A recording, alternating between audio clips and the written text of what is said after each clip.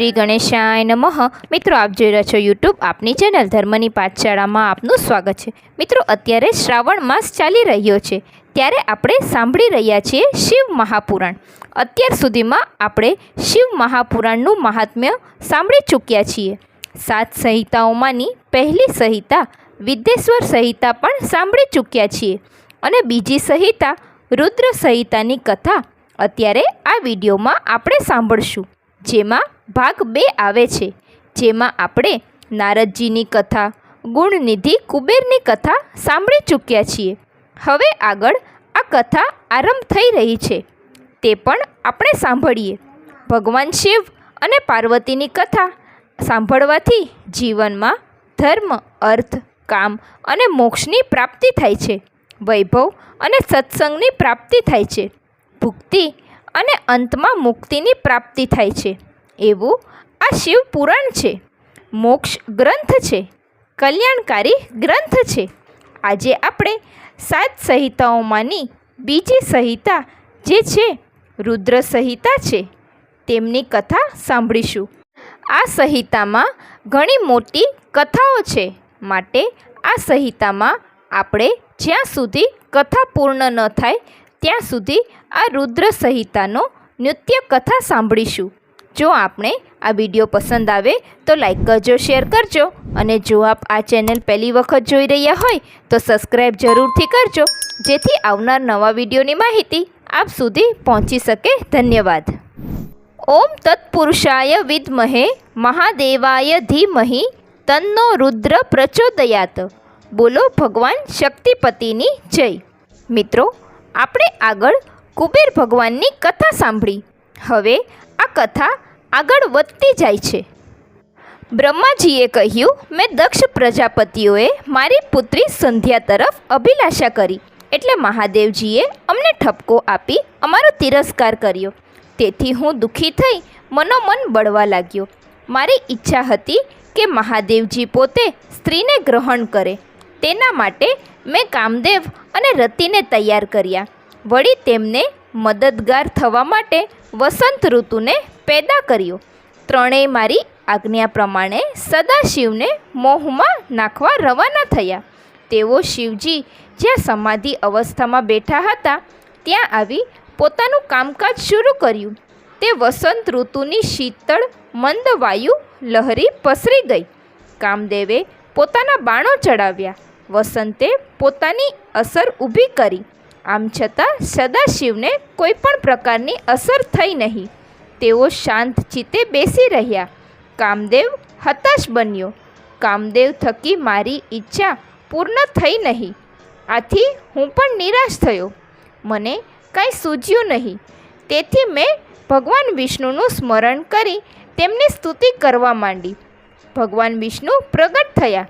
તેમણે સ્તુતિનું કારણ પૂછતા મેં કહ્યું, શિવજીએ જ્યારથી મારો અને મારા પુત્રોનો તિરસ્કાર કર્યો હતો ત્યારથી મેં નક્કી કર્યું છે કે શિવજી સ્ત્રીને ગ્રહણ કરે તો જ મને શાંતિ મળે।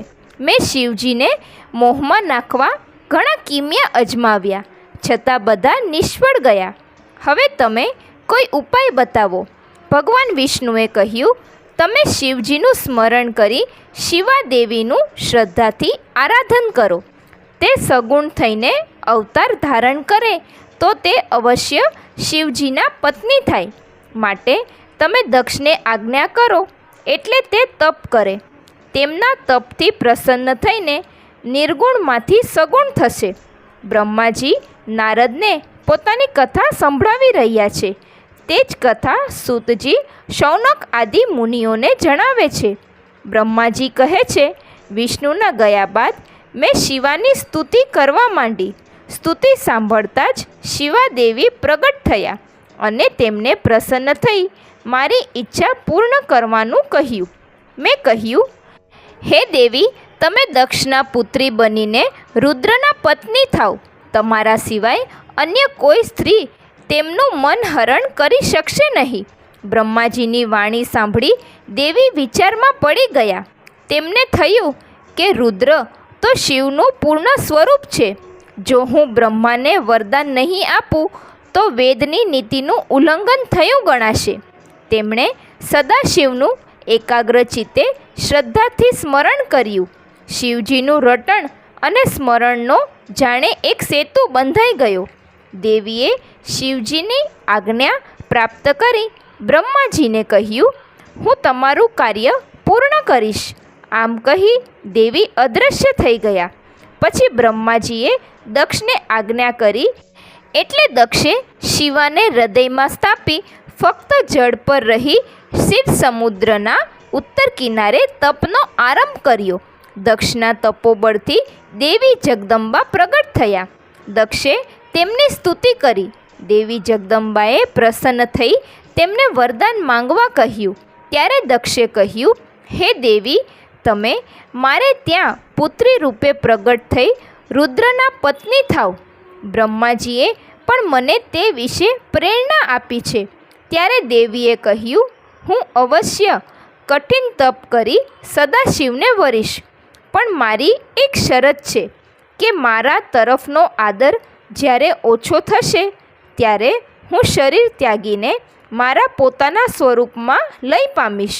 આમ કહી દેવી અદૃશ્ય થયા. આ બાજુ બ્રહ્માની આજ્ઞાથી પંચજન પ્રજાપતિની વરિણી નામક પુત્રી દક્ષ પરણ્યો. તેણે પ્રથમ 10,000 પુત્રોને ઉત્પન્ન કર્યા. નારદજીની સલાહથી તે બધા પુત્રો મોક્ષને માર્ગે ચાલી નીકળ્યા. દક્ષે ફરી 1,000 પુત્રોને ઉત્પન્ન કર્યા. તેમણે પણ નારદજીની સલાહથી મોક્ષના રસ્તાને ગ્રહણ કર્યો. તેથી દક્ષ નારદજી પર ગુસ્સે થયો અને શ્રાપ આપ્યો, તમે હવે લોકમાં સતત ભ્રમણ કર્યા કરો. તમારું કોઈ જગ્યાએ સ્થિર ઠેકાણું થશે નહીં. પછી દક્ષે પુત્રોને બદલે પુત્રીઓની ઉત્પત્તિ કરી.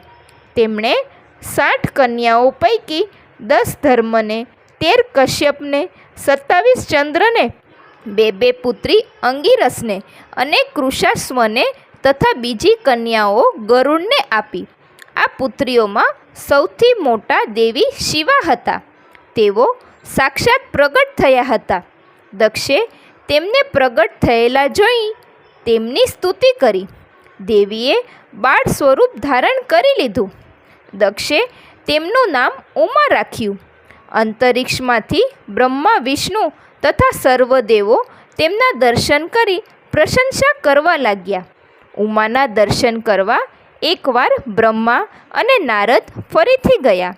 તેમણે દેવીને કહ્યું, હે સતી, જેઓ કેવળ તને જ ઝંખે છે અને તારા મનના પણ એકમાત્ર જેમની કામના છે તે જગતપતિ મહાદેવને પતિ રૂપે તમે પ્રાપ્ત કરો. તમારા સિવાય તેઓ કોઈ પણ સ્ત્રીને પત્ની તરીકે સ્વીકારવાના નથી. સતીએ શિવને મેળવવા પોતાના આવાસમાં નંદા વ્રત શરૂ કર્યું અને મહાદેવની આરાધના કરવા માંડી. પ્રત્યેક મહિને વિવિધ અર્ધ્ય અર્પણ કરતા સતી અનન્ય ભાવે મહાદેવના ધ્યાનમાં સ્થિર થઈ ગયા અને સિદ્ધાવસ્થા પામ્યા. તેમની તપસ્યાથી પ્રસન્ન થઈ બધા દેવો એકઠા થયા ને કૈલાસ પર જઈ શિવજીને નમસ્કાર કર્યું. તેમની સ્તુતિ આરંભી. શિવજીએ પ્રસન્ન થઈ દેવોને આવકાર આપ્યો અને તેમના આગમનનું કારણ પૂછ્યું. ત્યારે બ્રહ્માજીએ કહ્યું, હે કરુણા સાગર, આપને સૃષ્ટિના પાલન અને સંહારરૂપ કાર્યો કરવા જુદા જુદા રૂપ ધારણ કર્યા છે. આપના આદેશથી હું, બ્રહ્મા, વિષ્ણુ સર્વ કાર્ય કરી રહ્યા છીએ અને સંપત્તિક થયા છીએ. અને ભગવાન વિષ્ણુ અને હું પત્નીઓ સાથે રહીને જગતનું સર્જન અને પાલન કરી રહ્યા છીએ. જગતના કલ્યાણ અને હિત માટે તેમજ દેવોના સુખ શાંતિ માટે આપ યોગ્ય પત્નીને સ્વીકારો. શિવજીએ કહ્યું, હે બ્રહ્મા, વિષ્ણુ, હું હંમેશ તપમાં સદા તત્પર વિરક્ત રહેનારો યોગી છું. મને લગ્ન કરવા ઠીક લાગતા નથી. વળી હું કામરહિત અને નિર્વિકાર છું. મારે વળી સ્ત્રીનું શું પ્રયોજન? મને લગ્નમાં જરાય રુચિ નથી. છતાં મેં દેવોના પહેલાં કહેલ તેમ હું મારી ભક્તિને વશ રહી અવશ્ય સ્ત્રીનો સ્વીકાર કરીશ. જે સ્ત્રી યોગિની બની મારું તેજ સહન કરી શકે તેવી હોય તેવી કોઈ સ્ત્રી મને બતાવો, હું તેને અવશ્ય વરીશ. પરંતુ તે સ્ત્રીને જ્યારે મારા તરફ અથવા મારા વચન પ્રત્યે અવિશ્વાસ જાગશે ત્યારે હું તેનો સત્વરે ત્યાગ કરીશ. બ્રહ્માજીએ કહ્યું, આપ જેવી નારીની ઈચ્છા કરો છો તેવી જ નારી વિશે હું તમને કહું છું. જે દેવી પહેલાં સરસ્વતી અને લક્ષ્મી એવા બે પાવન સ્વરૂપે પ્રગટેલા તે દેવી હમણાં ઉમા સ્વરૂપે પ્રગટ્યા છે અને દક્ષના પુત્રી સતી થયા છે. સતી આપને પ્રાપ્ત કરવા કઠિન તપ કરી રહ્યા છે. આપ તેને સ્વીકારી અમારી વિનંતીને અવશ્ય માન આપશો. આ શુભ પ્રસંગથી ત્રણેય લોક ચિંતા મુક્ત બની આનંદ પામશે. શિવજીએ તેમની વાતને સમર્થન આપ્યું એટલે સર્વ દેવો પોતપોતાને સ્થાને ચાલ્યા ગયા. સતીએ આસો સુદ આઠમે નંદાવ્રત પૂર્ણ કર્યું. નોમને દિવસે સદાશિવે સર્વાંગ સુંદર અને તેજસ્વી સ્વરૂપે સતીને દર્શન આપ્યા અને વરદાન માંગવા કહ્યું. સતીએ લજ્જાથી ભાવનામય સ્વરે કહ્યું, ઓ પ્રભુ, મારી ઈચ્છા પરિપૂર્ણ કરો. શિવજી મલકાયા. તેમણે કહ્યું, આપ ભલે મારા પત્ની થાવ. સતી આનંદિત થયા. તેમણે શિવજીને કહ્યું, હે દેવેશ્વર, આપ મારા પિતાશ્રીને મળી મારો વિધિપૂર્વક સ્વીકાર કરો. શિવજી તથાસ્તુ કહી કૈલાસ તરફ રવાના થયા. શિવજીએ વરદાનની વાત બ્રહ્માજીને કહી અને કહ્યું, તમે મારા તરફથી દક્ષને ત્યાં જઈ તેમની કન્યાનો વિવાહ મારી સાથે થાય તેવી યોગ્ય વ્યવસ્થા કરો. બ્રહ્માજી અને સરસ્વતી તરત જ દક્ષને ઘેર પધાર્યા. સતી પણ વરદાન પ્રાપ્ત કરી તપથી નિવૃત્ત મેળવી પિતાના ઘેર આવી પહોંચ્યા. તેમણે સખી દ્વારા માતા પિતાને સર્વ વિગતથી માહિતીગાર કર્યા. બ્રહ્માજીએ કહ્યું, હે દક્ષ, તમારી કન્યા સતીને મેળવવા શિવજીએ મને તમારી પાસે મોકલ્યા છે. હવે તમે તમારી કન્યાનો વિવાહ રુદ્ર સાથે કરી ધન્યતા પ્રાપ્ત કરો. બ્રહ્માજીની દરખાસ્તથી દક્ષને આનંદ થયો. તેણે સંમતિ આપી. તેઓ કૈલાશ પર જઈ શિવજીને તેડી લાવ્યા. બ્રહ્માજી શિવજી પાસે આવ્યા અને કહ્યું, હવે લગ્નની તૈયારી કરો. બ્રહ્માજીએ સઘળા દેવો તથા પ્રજાપતિઓને ત્યાં તેડાવ્યા. લક્ષ્મી દેવી સાથે પ્રભુ વિષ્ણુ, મરીચી તેમજ અનેક મુનિશ્રીઓ, શિવગણો, બ્રહ્મા તથા તેમના માનસપુત્રો બધા ચૈત્ર સુદ તેરસને દિવસે પૂર્વા ફાલ્ગુનની નક્ષત્રમાં વાજતે ગાજતે સતીના પાણી ગ્રહણ માટે નીકળ્યા. નંદિકેશ્વર પર આરૂઢ થઈ મહાદેવ દેવતાઓ સાથે દક્ષના નિવાસ સ્થાને પહોંચ્યા. દક્ષે શિવને શ્રેષ્ઠ આસન પર બિરાજમાન કરી તેમનું વિધિપૂર્વક પૂજન કર્યું તેમજ અન્ય દેવતાઓનું પણ યથાયોગ્ય સ્વાગત કર્યું. તેઓને ઉત્તમ આસને બેસાડ્યા. લગ્નની સઘળી વિધિ બ્રહ્માજીએ કરી આપી. તે પછી શિવજીએ સતીનું પાણી ગ્રહણ કર્યું. સર્વ દેવોએ ને ગણોએ ભગવાન શંકરને નમસ્કાર કર્યા અને તેમની સ્તુતિ કરી. નિત્ય ગીતોનો મોટો ઉત્સવ થયો. બધા આનંદ પામ્યા. દક્ષ કન્યાદાન કરી કૃતાર્થ થયો. દક્ષે જાનને ઉત્તમ પ્રકારની પહેરામણી આપી. બ્રાહ્મણોને દાન આપ્યું. ભગવાન વિષ્ણુએ ભગવાન શિવજીને કહ્યું, હે શિવજી, આપ જગતના તાત છો. સતી જગત માતા છે. આપ બંને દેવો તથા મનુષ્યની રક્ષા કરો અને સજ્જનોનું હિત કલ્યાણ કરો. આપ સત્પુરુષોનું મંગલ કરો ને સતીને જોઈ મનમાં દુષ્ટ કામના સેવનારનો નાશ કરો. પછી બ્રહ્મા અને બ્રાહ્મણોની આજ્ઞાથી શિવ અને શિવાએ અગ્નિની પ્રદક્ષિણા કરી. સતીના પગની પાની જોઈ ખુદ બ્રહ્મા મોહ પામી કામાસક્ત બન્યા. તેઓ સતીના મુખ દર્શન કરવા માટે ઘીની આહુતિ ઓછી કરી ધુમાડો સર્જ્યો. આ સમયે ભગવાન શંકરે પોતાની આંખો પર હાથ રાખ્યા. આ તકનો લાભ લઈ બ્રહ્માજીએ સતીનું મુખ ખુલ્લું કરી જોઈ લીધું. શંકરે દિવ્ય દ્રષ્ટિથી બ્રહ્માનું નિંદનીય કૃત્ય જોઈ કોપિત થઈ ગયા અને તેને મારવા ત્રિશૂળ ઉગામ્યું. ત્યારે બધા દેવો તથા બ્રાહ્મણોએ ગભરાઈ ગઈને બ્રહ્માની રક્ષા કરવા શંકર ભગવાનને વિનવવા લાગ્યા. વિષ્ણુ ભગવાને શંકર ભગવાનને ઘણા સમજાવ્યા ને કહ્યું, બ્રહ્મા વગર સર્જન લીલા કોણ કરશે? ત્યારે ભગવાન શંકરે કહ્યું, હે વિષ્ણુ, તમે જ સતી સામે કુદૃષ્ટિ નાખનારનો નાશ કરવા વિનંતી કરી હતી, માટે મને બ્રહ્માને મારતા રોકો નહીં. ત્યારે ભગવાન વિષ્ણુએ કહ્યું, હે મહાદેવ, બ્રહ્મા, આપ અને હું ત્રણેય પરમાત્માનો જ અંશ છીએ. હું અને બ્રહ્મા આપનું જ સ્વરૂપ છે. બ્રહ્મા સ્વરૂપે આપ શિવ પોતે જ છો, માટે તેમના વિનાશનો મનો વિચાર દૂર કરો. પછી બ્રહ્માજીએ અનેકવિધ સ્ત્રોતથી ભગવાન શંકરની સ્તુતિ કરી ને તેમના પાપના બદલામાં શિક્ષા કરવા વિનવ્યા. ત્યારે ભગવાન શંકરે કહ્યું, તમે નિર્ભય થઈ પોતાના હાથ વડે મસ્તકનો સ્પર્શ કરો. બ્રહ્માજીને તે પ્રમાણે કર્યું. ત્યારે તેમણે પોતાના મસ્તક ઉપર નંદી પર બિરાજેલા શંકર ભગવાનને જોયા. ભગવાન શંકરે કહ્યું, હે બ્રહ્માજી, તમારામાં મેં પ્રવેશ કરેલા સ્વરૂપે તમે મારી આરાધના કરજો. તમને લોકો રુદ્રશિર કહેશે. તમે મારું વિવાહ કાર્ય પૂરું કરી આપ્યું. હવે તમે દક્ષિણાના અધિકારી બન્યા છો. બોલો, હું તમને શું આપી શકું? બ્રહ્માજીએ કહ્યું, હે સદાશિવ, હું એવું માંગુ છું કે ચૈત્ર સુદ 13ને રવિવારના દિવસે પૂર્વ ફાલ્ગુનની નક્ષત્ર હોય તેવી વખતે જે કોઈ આપના દર્શન કરે તેના સર્વ પાપો નાશ પામે. શિવજીએ તથાસ્તુ કહ્યું. દક્ષે સ્તુતિ કરી શિવ સતીને વિદાય આપી. સર્વેએ શિવગણોનો જય જયકાર કર્યો.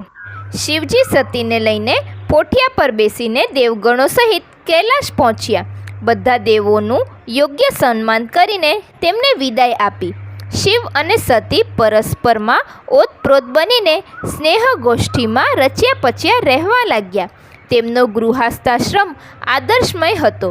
શિવજીએ ક્યારેક પુષ્પો લઈ તેનો મનોહર હાર બનાવી સતીને પહેરાવતા, તેમજ સતીના મુખ દર્શનમાં મુગ્ધ બનીને શિવજી પોતાના હાથે અલંકારો સાફ કરીને સતીને પહેરાવતા. આ રીતે ભક્તો પર પ્રસન્ન રહેતા પ્રભુ શિવ પર્વતમાળામાં સતીની સાથે વિચરણ કરતા હતા. સતીના રૂપાળા દેદીપ્યમાન મુખારવિંદનું અમૃત પીતા પીતા શિવ વાતાવરણમાં એકરસ બની જતા. આમ દક્ષપુત્રી સાથે શિવજી હિમગીરીની ઘટાદાર કુંજોમાં, ઉત્તંગુ શિખરો ઉપર તેમજ ગુફામાં ક્રીડા કરતા. તેમાં દેવોના 25 વર્ષો પસાર થઈ ગયા. વર્ષા ઋતુનું આગમન થતાં મહેશ અને ઉમા ઊંચા શિખરે આરૂઢ થયા હતા. તે વખતે વીજળીના ચમકારા સાથે મેઘાએ કરાનો વરસાદ વરસાવ્યો. તેથી સતી વ્યાકુળ બની શિવજીને પોતાના માટે કોઈ આશ્રય સ્થાન ઊભું કરવાનું કહેવા લાગ્યા. શિવજીએ કહ્યું, હે સુંદરી, વર્ષા ઋતુમાં હિમાલયના મધ્યપ્રદેશ સુધી જ મેઘો આવી શકે છે. કૈલાશ પર્વતની તળેટીથી ઉપર આવતા નથી.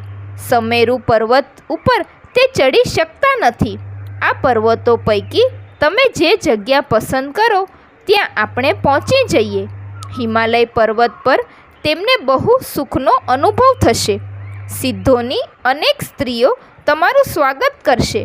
નાગસુંદરી, પહાડી કન્યાઓ અને કિન્નર કન્યાઓ તમને નિરંતર મદદ કરશે. હિમાલયની પત્ની મેના પણ તમને પ્રસન્ન કરવા ઉત્સુક રહેશે. સતીએ હિમાલય પર નિવાસ કરવાનું પસંદ કર્યું. ત્યારે હિમાલય પર્વત નજીક કૈલાશ શિખર પર ભગવાન શંકરે સતી સાથે દેવી 1000 વર્ષ રમણીય ઉદ્યાનો વનોમાં વિહરતા સુખ ભોગવતા પૂરા કર્યા. એક દિવસ સતીએ કહ્યું, હે દેવાધિદેવ, સંસારીને પરમ આનંદ ખુશી પ્રાપ્ત થાય અને ફરીથી મોહ નહીં થાય તે પરમ તત્વનો બોધ આપવા કૃપા કરો. ત્યારે શિવજીએ કહ્યું, હે સતી, હું બ્રહ્મ સ્વરૂપ છું. એવું જ સત્ય સ્વીકારી સગુણ કે નિર્ગુણ ભક્તિ કરી શકાય છે. શ્રવણ, કીર્તન, સ્મરણ, સેવન, દાસપણું, પૂજન, વંદન, મિત્રતા અને સમર્પણ એવા ભોગ અને મોક્ષ પ્રાપ્ત કરાવનાર ભક્તિ માર્ગે વિહરનારના સર્વ સંકટો હું નિવારું છું. પછી સદાશિવે ધર્મના લક્ષણો, ભક્તોનું મહાત્મ્ય, વર્ણાશ્રયનો ધર્મ, રાજધર્મો, સ્ત્રીઓના ધર્મો, ઇતિહાસશાસ્ત્ર, વેદશાસ્ત્ર, જ્યોતિષશાસ્ત્ર વગેરે અનેક ધર્મશાસ્ત્રો સમજાવતા વિહાર લીલા કરવા લાગ્યા. એક દિવસ શિવજી અને સતી પૃથ્વી પર વિચરણ કરતા હતા. દંડકારણ્યમાં પધાર્યા.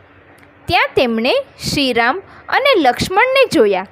લંકાપતિ રાવણ કપટ કરી સીતાનું હરણ કરી ગયો હતો. તેથી શ્રીરામ સીતે સીતે બોલી વ્યાકુળ મને વનમાં ફરતા હતા. ભગવાન શિવજીએ તેમને જોઈને વંદન કર્યા.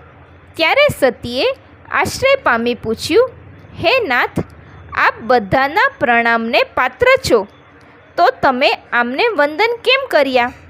તે બંને તેજોમય પુરુષ કોણ છે? તે કેમ દુઃખી જણાય છે? શિવજીએ કહ્યું, તે 2 ભાઈઓ રાજા દશરથના પુત્રો શ્રી રામ અને લક્ષ્મણ છે. શ્રીરામ વિષ્ણુજીના અંશજ અને નાનો લક્ષ્મણ શેષ સ્વરૂપે છે. તે સત્પુરુષોનું કલ્યાણ કરવા પૃથ્વી પર જન્મ્યા છે. તેથી મેં તેમને વંદન કર્યા.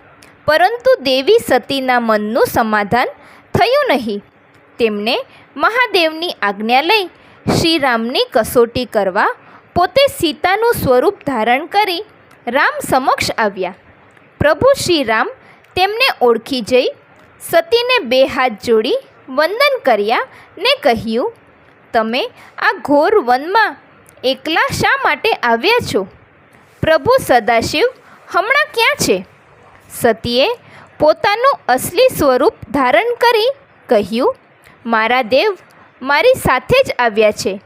મારા ચિત્તમાં બ્રહ્મની લાગણી જાગતા મેં મહાદેવની આજ્ઞા લઈ આપની કસોટી કરવા આવી હતી.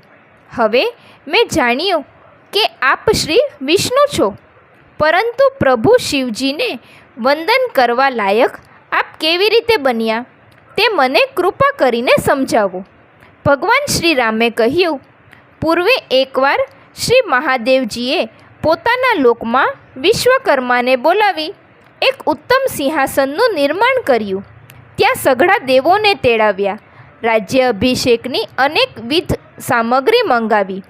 વેદના મંત્રોચ્ચાર કરી શ્રીહરિને મુંગટ પહેરાવી પોતાનું ઐશ્વર્ય આપી સિંહાસન પર અભિષેક કર્યો અને કહ્યું, આજથી માંડીને મારી આજ્ઞાથી ભગવાન વિષ્ણુ સર્વને વંદનીય થયા છે. આમ કહીને શિવજીએ ભગવાન વિષ્ણુને વંદન કર્યા અને શ્રેષ્ઠ વરદાનો આપી તેમને આવકાર્યા. પછી મહેશ્વર બોલ્યા, તમે 3 પ્રકારની સિદ્ધિ શક્તિ આપું છું, તે સ્વીકારો. પહેલી, ઈચ્છા વગેરેની સિદ્ધિ. બીજી, લીલા કરવાની શક્તિ. અને ત્રીજી, તમે 3 લોકમાં સ્વાતંત્ર્ય ભોગવશો. હે વિષ્ણુ ભગવાન, હું તમારા ભક્તોને મોક્ષ આપીશ. તમે જગત કલ્યાણ માટે વિવિધ અવતાર ધારણ કરશો. આમ મેં શિવજીની આજ્ઞાથી જ દશરથને ત્યાં શ્રી રામ રૂપે અવતાર ધારણ કર્યો છે. હું અને મારો નાનો ભાઈ પિતાની આજ્ઞાથી જ વનમાં આવતા મારી પત્ની સીતાનું કોઈ નરાધમ રાક્ષસ હરણ કરી ગયો છે. તેથી હું આકુળ વ્યાકુળ બની વનમાં અહીં તહીં ભટકી રહ્યો છું. આપના દર્શનથી હું ઘણો આનંદ પામ્યો. સતીને પ્રણામ કરી તેઓ આગળ ચાલતા થયા. સતીને શ્રી રામની કસોટી કરવા બદલ ઘણું દુઃખ થયું. તેઓ વિચારમાં પડ્યા કે હવે પ્રભુને શું ઉત્તર આપીશ. તેઓ ભગવાન શિવજી પાસે ગયા. ત્યારે શિવે તેમને પૂછ્યું, તમે શી રીતે શ્રીરામની કસોટી કરી? સતી નિરુત્તર બની નીચા મસ્તકે ઊભા રહ્યા. એટલે શિવજીએ સઘળું અંતર્મનથી જાણી લીધું. શિવજીએ વિચાર્યું કે સતીએ સીતાનું સ્વરૂપ ધારણ કર્યું. હવે જો હું તેમને સ્નેહ કરું તો મારી પ્રતિજ્ઞાનો ભંગ થાય. તેમણે તરત જ સતીનો મનથી ત્યાગ કર્યો. કૈલાસ પર પાછા ફર્યા. તે દરમિયાન આકાશવાણી થઈ, હે દેવેશ્વર, તમને ને તમારી પ્રતિજ્ઞાને ધન્ય છે. આવી ઘોર પ્રતિજ્ઞા લેનાર તેમજ તેને પાળનાર ત્રણેય લોકમાં તમારા વિના બીજા કોઈ નથી. આકાશવાણી સાંભળી સતી ચિંતાતુર બની મહાદેવને પૂછવા લાગ્યા, તમે કોઈ પ્રતિજ્ઞા કરી છે ખરી? શિવે એક અક્ષર સુદ્ધા બોલ્યા નહીં, પરંતુ સતી હૃદયને પામી ગયા. તેમને થયું, શિવજીએ મારો ત્યાગ કર્યો છે. તેઓ ઘણા દુઃખી થયા. પરંતુ શિવજીએ તેમને અનેક કથા વાર્તાઓ સંભળાવી તેમના મનનું દુઃખ વિસરાવી દીધું. પરંતુ પોતાની પ્રતિજ્ઞાનો ભંગ નહોતો કર્યો. એકવાર બધા મુનિઓએ પ્રયાગ વિસ્તારમાં ભેગા થઈ એક મોટો યજ્ઞ કર્યો હતો. બ્રહ્મા તેમજ શિવજી પણ ત્યાં પધાર્યા હતા. ત્યાં દક્ષનું આગમન થતાં શિવજી સિવાય સૌએ દક્ષને વંદન કર્યા, માન આપ્યું. તેથી દક્ષ શિવજી પર ક્રોધિત થઈ શ્રાપ આપ્યો. શિવજીનો અન્ય દેવો સાથે યજ્ઞ ભાગ આપવામાં આવશે નહીં. દક્ષની આ વાણીથી શિવજી કંઈ બોલ્યા નહીં. પણ નંદિકેશ્વર ગુસ્સે થઈ બોલ્યો, હે નરાધમ, જેમના સ્મરણ માત્રથી સઘળા યજ્ઞો સફળ થાય છે, તે મહાપ્રભુ રુદ્રને શ્રાપ આપી તે તેમની હાંસી કરે છે. મંદ બુદ્ધિ ધરાવતા બ્રાહ્મણોએ તેને ટેકો કર્યો છે. તેથી રુદ્રના પ્રભાવથી હું તને શ્રાપ આપું છું કે તમે બધા વેદના તત્વજ્ઞાનથી રહિત થાવ. તમે બ્રાહ્મણો કાયમ ભિખારી અને નિર્લજ બનો. તમે આત્મજ્ઞાન ભૂલી પશુ જેવા બન્યા હોવાથી તત્કાળ બકરાના મુખવાળા બનો. નંદિકેશ્વરના શ્રાપથી બધા સ્તબ્ધ બની ગયા. શિવજીએ નંદીને સમજાવી શાંત બનાવ્યા. તેઓ તેમના સ્થાને ચાલ્યા ગયા.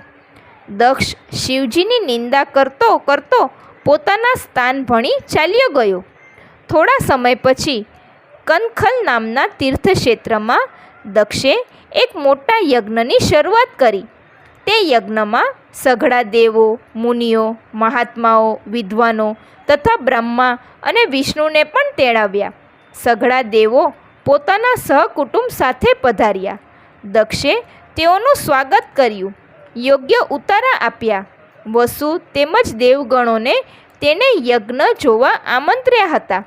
યજ્ઞમાં 6 સ્વસ્તિ વાંચન કરાવતો દક્ષ તેની પત્ની સાથે અત્યંત શોભતો હતો.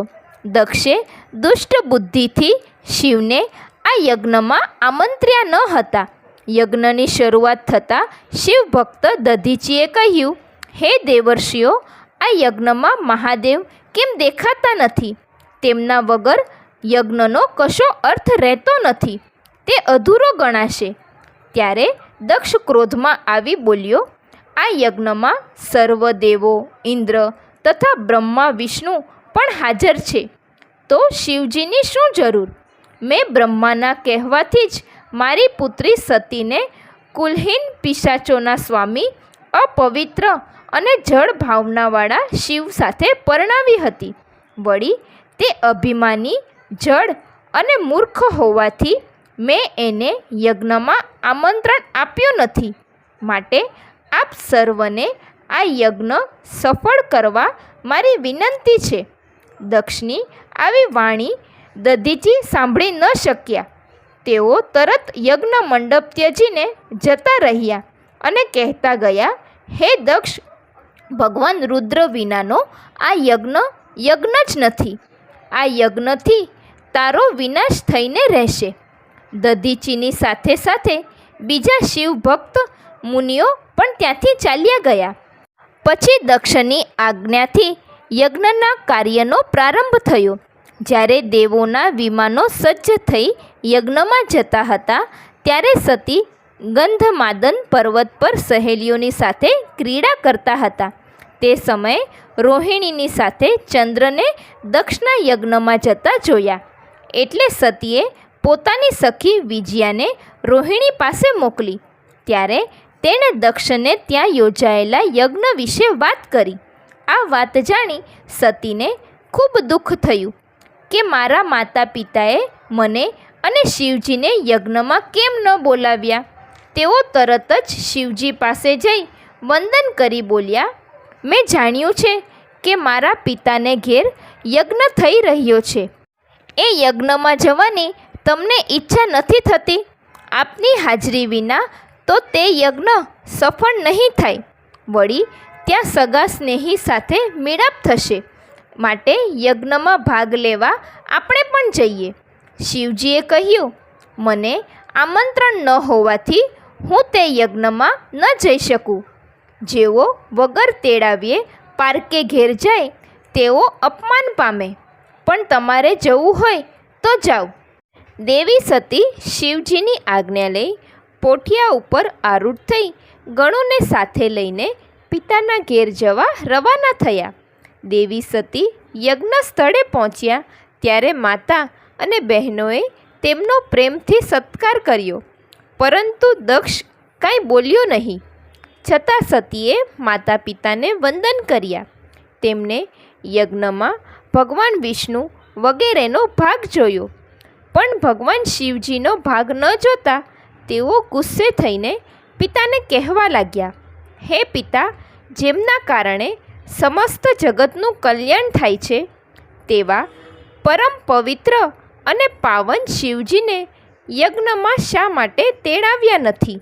શું તમને શિવજીને સામાન્ય દેવ જાણી તેમનો અનાદર કર્યો છે? ઓ વિષ્ણુ, તમે બ્રહ્મા અને બીજા મુનિ શિવ વિના યજ્ઞમાં ભાગ લેવા શા માટે આવ્યા? સતીએ ભગવાન વિષ્ણુ અને બ્રહ્માને ઠપકા ભર્યા વચનો સંભળાવ્યા. બધા દેવીનો ક્રોધ જોઈ ચૂપ બેસી રહ્યા. ત્યારે દક્ષે કહ્યું, તારો પતિ મહાદેવ અમંગળ, કુળહીન, વેદથી બહિષ્કૃત અને અત્યંત ખરાબ વેશ ધારણ કરનાર હોવાથી મેં એને આમંત્ર્યો નથી. તારે અહીં રહેવું હોય તો રહે અને જવું હોય તો જા. અહીં તારું કોઈ કામ નથી. પિતાના વચનો સાંભળી સતીને ઘણું દુઃખ થયું. તેમણે શિવજીને યાદ કર્યા. પછી પિતા સામે જોઈ બોલ્યા, હે પિતા, મહાદેવજીની નિંદા કરનાર ને સાંભળનાર સદૈવ નરકમાં રહે છે. શિવના ઉચ્ચારણથી સર્વ પાપોનો નાશ થાય છે. શંકર મને દક્ષ પુત્રી કહી બોલાવે ત્યારે તમારું નામ હું કેમ સાંભળી શકીશ? તમારા થકી ઉત્પન્ન થયેલા આ દેહનો હું ત્યાગ કરીશ. આમ કહી સતીએ પ્રભુ સદાશિવનું સ્મરણ કર્યું. પછી શાંત બુદ્ધિવાળા થઈ ઉત્તર દિશામાં પૃથ્વી ઉપર બેસી વિધિ પ્રમાણે જળનું આચમન કરી વસ્ત્રથી ચોપાસ ઢંકાઈ પવિત્ર થઈ આંખો બંધ કરી યોગ માર્ગમાં પ્રવેશ કર્યો. મનને યોગ માર્ગમાં સ્થિર કર્યું અને સતીનો નિષ્પાપ દેહ યોગાગ્નિમાં બળીને ભસ્મ થઈ ગયો. આ બધું જોઈ બધા સ્તબ્ધ બની ગયા. દેવોમાં હાહાકાર થઈ ગયો. સતીની સાથે આવેલા ગણો ગુસ્સે થઈ હથિયાર સાથે ઘસી આવ્યા. આ રીતે ઘસી આવતા જોઈ ભૃગુએ યજ્ઞ હોમ કરી તતક્ષ ક્ષણ અગ્નિમાં ઋભુ નામક બળવાન અસુરો ઉત્પન્ન કર્યા. શિવગણોનું તેમની સાથે ભીષણ યુદ્ધ થયું. ઋભુઓના પરાક્રમથી શિવગણો તે સ્થળથી ભાગી છૂટ્યા. સદાશિવના ગણો નાસી કૈલાસ પર આવીને સઘળી હકીકત શિવને જણાવી. શિવજીએ તરત જ નારદજીનું સ્મરણ કરતાં કરતાં નારદજી હાજર થયા. નારદજીએ યજ્ઞ સંબંધી વિશેષ વાત પૂછતા તેમને મંડપ માહેનો સર્વ વૃત્તાંત કહી સમજાવ્યો. આ સાંભળી શિવજી ક્રોધાયમાન થઈ કાળઝાળ બની ગયા. આંખોમાં ક્રોધની જ્વાળાઓ ઉમટી આવી. તેમણે તરત જ પોતાની જટા ઉખેડી પર્વત પર પછાડી. તેથી પ્રચંડ અવાજ થયો. જટાના પૂર્વ ભાગેથી વીરભદ્ર ઉત્પન્ન થયો અને ઉત્તર ભાગેથી અતિ ભયંકર મહાકાલી ઉત્પન્ન થઈ. રુદ્રના ક્રોધના ફૂફાડાથી 100 તાવ અને 13 સન્નિપાત ઉત્પન્ન થયા. વીરભદ્ર શિવની પાસે આવી પ્રણામ કરી બોલ્યો, મને આજ્ઞા આપો, મારે કયું કાર્ય કરવાનું છે? આપ શ્રી જે કામ માટે મને મોકલશો તે કામ આપની કૃપાથી હું પૂર્ણ કરીશ. આપની આજ્ઞા વિના હું કાંઈ કરી શકવાનો નથી. શિવજી કહે છે, હે વીરભદ્ર, તારો જય થાઓ. બ્રહ્માનો દીકરો દક્ષ મારો વિરોધી બન્યો છે. તે અહંકારી યજ્ઞ કરે છે. તેના યજ્ઞોનો પરિવાર સહિત નાશ કરી તત્કાળ પાછો આવી જા. ત્યાં દેવો, ગંધર્વો કે અન્ય જે કોઈ હોય તેને તું ભસ્મ કરી દેજે. જો દેવો તારી સામે યુદ્ધ કરવા આવે તો તેને પણ તું બાળીને ભસ્મ કરજે. દક્ષ તેમજ તેની પત્નીઓ વગેરેને બાળી નાખ્યા બાદ તું ત્યાંના કળશોમાંના જળ પી જજે. સદાશિવની આજ્ઞા થતાં જ વીરભદ્રએ તેમને પ્રણામ કરી દક્ષ યજ્ઞ તરફ પ્રયાણ કર્યું. તેની સાથે કાલી, કાત્યાયની, ઈશાની, ચામુંડા, મુંડમર્દિની, ભદ્રકાલી, ભદ્રા, ત્વરિતા અને વૈષ્ણવી એ નવદુર્ગા ચાલી નીકળી. ડાકિની, શાકિની, ભૂતો, પ્રથમો, ગુહ્યો, કુષ્માંડો, પર્યટો, ચટકો, બ્રહ્મ રાક્ષસો, ભૈરવો અને ક્ષેત્રપાલો પણ દક્ષના વિનાશ માટે ચાલી નીકળ્યા. 64 કરોડ ગણોને લઈને ભંગી, રીટી, અશિની અને ભાલક ગણનાયકો પણ ચાલવા લાગ્યા. તે વખતે ભેરીઓના મોટા નાદ થવા લાગ્યા. ધરતી ધમધમવા લાગી. આ બાજુ દક્ષના યજ્ઞ સ્થાને અનેક પ્રકારના અપશકુનો નજરે પડવા લાગ્યા. આથી સર્વ દેવો તથા વિષ્ણુ ભય પામવા લાગ્યા. દક્ષ ધ્રુજવા લાગ્યો. તે અશક્ત બની વિષ્ણુને શરણે ગયો.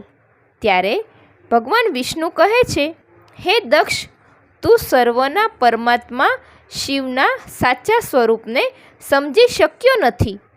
તે એમનો અનાદર કરી ઘોર પાપ કર્યો છે. તારી દુષ્ટ નીતિને કારણે તારા સંકટોને દૂર કરવા અમે અસમર્થ છીએ. મારું સુદર્શન ચક્ર પણ અત્યારે કંઈ કામનું નથી, કારણ કે સદાશિવે પોતે જ આપેલું છે. વિષ્ણુની વાણીથી ચિંતિત બની દક્ષ ઊભો હતો. ત્યાં જ વીરભદ્ર પ્રચંડ સૈન્ય સાથે સિંહાનાદ કરતો આવી ચડ્યો. ઇન્દ્ર તથા અન્ય દેવો વીરભદ્રની સામે યુદ્ધે ચડ્યા. ભીષણ યુદ્ધ મંડાણું. દેવોનો પરાજય થતાં તેઓ સ્વર્ગમાં નાસી ગયા. ફક્ત ઇન્દ્રએ જ રણભૂમિ છોડી નહીં. તે વખતે ઇન્દ્રે બૃહસ્પતિની સલાહ માગી. બૃહસ્પતિએ કહ્યું, તું નાદાનની જેમ અવિચારી બની દક્ષના યજ્ઞમાં આવ્યો છે, પણ એ તો બતાવ કે તું અહીં શું પરાક્રમ કરવાનો છે. રુદ્રગણો યજ્ઞમાં વિઘ્ન નાખશે ત્યારે એને રોકવા તમારામાંથી કોઈ સમર્થ નથી. વીરભદ્રના તીક્ષ્ણ બાણોથી ઇન્દ્ર આદિ લોકપાલો પણ નાસી ગયા. ત્યારે દક્ષે ભયભીત થઈ ભગવાન વિષ્ણુને યજ્ઞનું રક્ષણ કરવા કહ્યું. વિષ્ણુએ યુદ્ધ માટેની તૈયારી આરંભી. ભગવાન વિષ્ણુને યુદ્ધ માટે તૈયાર થતા જોઈ વીરભદ્ર નવાઈ પામી બોલ્યા, હે વિષ્ણુ, તમે પોતે મહાદેવને અવગણી દક્ષના યજ્ઞમાં આવ્યા ને આજે સદાશિવના વિરોધી થયા. સતીએ જે કાંઈ કહ્યું અને કર્યું તે તમે જોયું નથી. હું પોતે જ તમારી છાતી ચીરી નાખીશ. ત્યારે ભગવાન વિષ્ણુ બોલ્યા, હે વીરભદ્ર, દક્ષ મારો ભક્ત હોવાથી એના આમંત્રણથી મારે આવવું પડ્યું છે. હું તમને અહીં અટકાવું છું. તમે મારી સામે આવો. વીરભદ્રએ ભગવાન શંકરનું સ્મરણ કરી સિંહનાદ સાથે વિષ્ણુ સામે યુદ્ધનો આરંભ કર્યો. બંને વચ્ચે ભીષણ યુદ્ધ મંડાયું. આકાશ ધ્રુજી ઉઠ્યું, ધરતી ધમધમી ઉઠી, ચારે બાજુ કોલાહલ મચી ગયો. યુદ્ધ દરમિયાન વીરભદ્રએ દોડીને વિષ્ણુની છાતીમાં ત્રિશૂળનો ઘા કરતા વિષ્ણુ નીચે પડી બેહોશ થયા. થોડીવાર બાદ ફરી ઊભા થઈ ભગવાન વિષ્ણુએ ચક્ર ધારણ કર્યું, પરંતુ વીરભદ્રએ તો આ ચક્ર સહિત વિષ્ણુ ભગવાનને થંભાવી દીધા. યુદ્ધનું પરિણામ જાણનાર ભગવાન વિષ્ણુએ દક્ષની તેની હાલત પર રહેવા દઈ પોતે અદૃશ્ય બની ગયા. બ્રહ્માજી પણ દુઃખી થઈ સત્યલોકમાં પહોંચી ગયા. વીરભદ્રએ તલવાર લઈ યજ્ઞસ્થાનનો વિધ્વંસ કરવા માંડ્યો. ગણનાયક મણિભદ્રએ ભૃગુ મુનિને પછાડી તેના દાઢીમૂછ ઉખેડી નાખ્યા. ચંડે પુષ્યાના દાંત પાડી નાખ્યા. નંદીએ ભગદેવની આંખો છેદી નાખી. વીરભદ્રએ વેદિકાની અંદર ભરાઈને બેઠેલા દક્ષને બળપૂર્વક બહાર કાઢી તેનું માથું કાપી યજ્ઞકુંડમાં ફગાવી દીધું.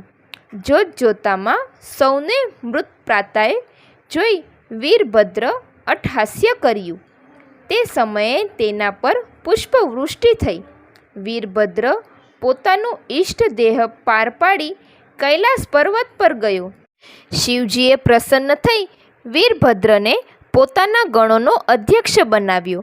નારદજીએ બ્રહ્માજીને પૂછ્યું, ભગવાન વિષ્ણુ શિવજીને જાણતા હતા, છતાં દક્ષના યજ્ઞમાં શા માટે ગયા હતા અને શિવગણો સાથે શા માટે યુદ્ધ કર્યું? ત્યારે બ્રહ્માજી બોલ્યા, હે નારદ, એક દિવસ વિષ્ણુજીએ ક્ષુભ રાજાને સહાય કરતા દધીચીએ તેમને શ્રાપ આપ્યો હતો. તેના કારણે જ્ઞાનભ્રષ્ટ બની વિષ્ણુજી દક્ષના યજ્ઞમાં ગયા હતા. તે શ્રાપનો પ્રસંગ હું તમને જણાવું છું, તે સાંભળો. પૂર્વે ક્ષુભ રાજાને અને તેના ખાસ મિત્ર દધીચી વચ્ચે લાંબો વિવાદ થયો. દધીચીએ કહ્યું, ત્રણેય વર્ણ કરતાં બ્રાહ્મણ શ્રેષ્ઠ છે, જ્યારે રાજાએ કહ્યું, સર્વ વર્ણ અને આશ્રમોના પાલક રાજા દેવમય છે. બ્રાહ્મણ કરતાં રાજા શ્રેષ્ઠ હોવાથી તમારે મારું પૂજન કરવું જોઈએ. રાજાની વાણીથી દધીચીને ગુસ્સો આવ્યો. તેમણે રાજાના માથામાં મુઠ્ઠી પ્રહાર કર્યો. રાજાએ સામેથી પ્રહાર કરતા મુનિ ઘાયલ થયા. તેમણે શુક્રાચાર્યનું સ્મરણ કરતા શુક્રાચાર્ય ત્યાં આવી મૃત્યુંજય વિદ્યાના બળે મુનિને સાજા કરી દીધા. પછી શુક્રાચાર્યએ દધીચીને શિવજીનું પૂજન અને મહામૃત્યુંજય નામનો ઉત્તમ મંત્ર જપવાનું કહ્યું. દધીચી વિધિપૂર્વક શિવ સ્મરણ સાથે મહામૃત્યુંજયનો જપ કરવા લાગ્યા. શિવજીએ પ્રસન્ન થઈ મુનિશ્રીને વરદાન માગવા કહ્યું. ત્યારે દધીચીએ 3 વરદાન માગ્યા. મારા શરીરના હાડકાં વ્રજ જેવા બને, મારો કોઈ નાશ કરી શકે નહીં, મારામાં દીનતા ન આવે. દધીચી વરદાન મેળવી ક્ષુભ રાજાના દરબારમાં જઈ તેમણે માથામાં લાતનો પ્રહાર કર્યો. આથી રાજાએ તેમના પર વ્રજનો પ્રહાર કર્યો, પરંતુ તે વાર નિષ્ફળ જતાં ક્ષુભ રાજા વિષ્ણુજીની આરાધના કરવા લાગ્યા. તેમણે વિષ્ણુજીને પ્રસન્ન કરી દધીચીનો ગર્વભંગ કરવા સહાય માગી. ત્યારે ભગવાન વિષ્ણુએ કહ્યું, હે રાજન, બ્રાહ્મણોને કોઈ સ્થળે કોઈ પ્રકારનો ભય હોતો નથી, છતાં હું તમારા માટે દધીચીને જીતવા પ્રયાસ કરીશ. ક્ષુભ રાજાનું હિત કરવા ભગવાન વિષ્ણુએ દધીચીના આશ્રમે બ્રાહ્મણનું રૂપ ધારણ કરીને વરદાન માગવા ગયા, પરંતુ દધીચી તેમને ઓળખી ગયા અને બોલ્યા, હે વિષ્ણુ, તમે આવી કૂટનીતિ કપટપણું છોડી દો. હું સદાશિવના પ્રભાવથી કોઈનાથી ડરતો નથી. આ સાંભળી ભગવાન વિષ્ણુ ક્રોધિત થઈ ચક્ર ઉપાડ્યું, પરંતુ શિવજીના પ્રભાવથી તે સ્થિર બની ગયું. ભગવાન વિષ્ણુની સહાય કરવા બીજા દેવો પણ આવી દધીચી ઉપર શસ્ત્રો ફેંકવા લાગ્યા. દધીચી દર્ભોની મુઠ્ઠી ભરીને ફેંકતા તે દર્ભોમાંથી દિવ્ય ત્રિશૂળ બની જતા અને તે સઘળા આયુધોનો નાશ કરવા લાગ્યા. વિષ્ણુજીએ તે વખતે માયા રચી પોતે વિશ્વરૂપ બની ગયા. ત્યારે દધીચીએ તેમણે માયાનો નાશ કરવાનું કહ્યું. હું તમને દિવ્ય દ્રષ્ટિ આપું છું, તમે મારામાં આખું જગત નિહાળો. દધીચીએ પોતાના દેહમાં સમસ્ત બ્રહ્માંડના દર્શન કરાવ્યા. તે સમયે ક્ષુવ રાજા બ્રહ્માજી પાસે આવી પહોંચ્યા. ક્ષુવ રાજાનોએ દધીચીને પ્રણામ કરી કૃપા યાચના કરી. દધીચી શાંત થયા. દધીચીએ ભગવાન વિષ્ણુને રાજાનું પડખું લેવા બદલ શ્રાપ આપ્યો. ઇન્દ્ર સહિત દેવો, મુનીશ્વરો અને વિષ્ણુજી પોતપોતાના ગણો સાથે રુદ્રના કોપરૂપ અગ્નિ વડે નાશ પામશો. આમ શ્રાપને કારણે શિવની ગેરહાજરીમાં દક્ષના યજ્ઞમાં ગયા હતા. ત્યારબાદ બ્રહ્માજીએ વિષ્ણુજીને યજ્ઞને પૂર્ણ કરવા અને સર્વ મુનિઓને સુખી કરવા વિનવતા ભગવાન વિષ્ણુએ કહ્યું, આપણે સર્વે આ માટે મહાદેવજીના શરણે જવું જોઈએ અને તેમની ક્ષમા માગવી જોઈએ.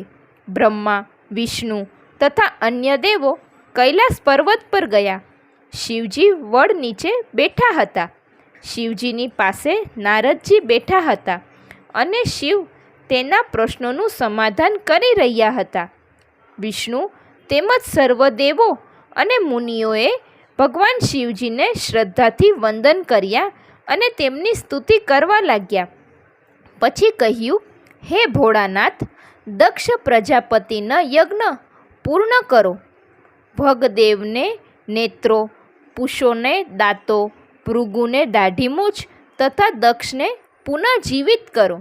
તેમજ જેમના શરીરો ભગ્ન થઈ ગયા છે તે ધબકતા કરો. યજ્ઞમાં આપ શ્રીનો ભાગ હોય તે સ્વીકારો. શિવજીએ બ્રહ્મા, વિષ્ણુ તથા મુનિઓની પ્રાર્થનાથી પ્રસન્ન થયા અને તેમની સર્વ ઈચ્છા પૂર્ણ થશે એમ કહ્યું. સર્વ દેવોએ શિવજીનો જયઘોષ કર્યો. પછી દેવોએ શિવજીને આગ્રહપૂર્વક યજ્ઞમાં આવવા માટે નિમંત્રણ આપ્યું. શિવજી સૌની સાથે મંગળ સ્થળે પહોંચી ગયા. શિવજીએ વીરભદ્રને આજ્ઞા કરી એટલે તે દક્ષનું ધડ લઈ આવ્યો, પરંતુ મસ્તક યજ્ઞકુંડમાં ભસ્મીભૂત થઈ જતાં બકરાનું માથું લાવ્યો અને તેના ધડ પર લગાવી દીધું. દક્ષ પછી જીવિત થયો. શિવજીની દ્રષ્ટિ પડતાં જ તેના સઘળા પાપો નાશ પામ્યા. દક્ષે પોતાની કન્યાના દેહ વિલયથી લજ્જા પામી શિવને વારંવાર વંદન કરી પોતે કરેલા તેમના અપમાન માટે ક્ષમા યાચના માંગી. વિષ્ણુજીએ પણ શિવજીની ક્ષમા માંગતા કહ્યું, હે ભોળાનાથ, દક્ષને ક્ષમા આપો અને હું પણ દક્ષ તરફથી લડ્યો તે બદલ મને માફ કરો. પછી બધાએ વારાફરતી શિવજીની સ્તુતિ કરી. છેલ્લે શિવજીની આજ્ઞાથી દક્ષનો અપૂર્ણ રહેલો યજ્ઞ પૂર્ણ થયો. બધા દેવો તેમજ મુનિઓ સંતોષ પામી પોતપોતાના સ્થાને ચાલ્યા ગયા. પ્રભુ શિવ કૈલાશ તરફ રવાના થયા. શ્રી શ્રી શિવ મહાપુરાણે રુદ્ર સંહિતા કથા. ઓમ પરમાત્મને નમઃ. તો મિત્રો, આપણે સાંભળ્યું શિવ મહાપુરાણ કથા. મને આશા છે કે આપને આ વિડીયો જરૂર પસંદ આવ્યો હશે. મને સાંભળવા બદલ ધન્યવાદ. આપ સૌને મારા જય શ્રી કૃષ્ણ.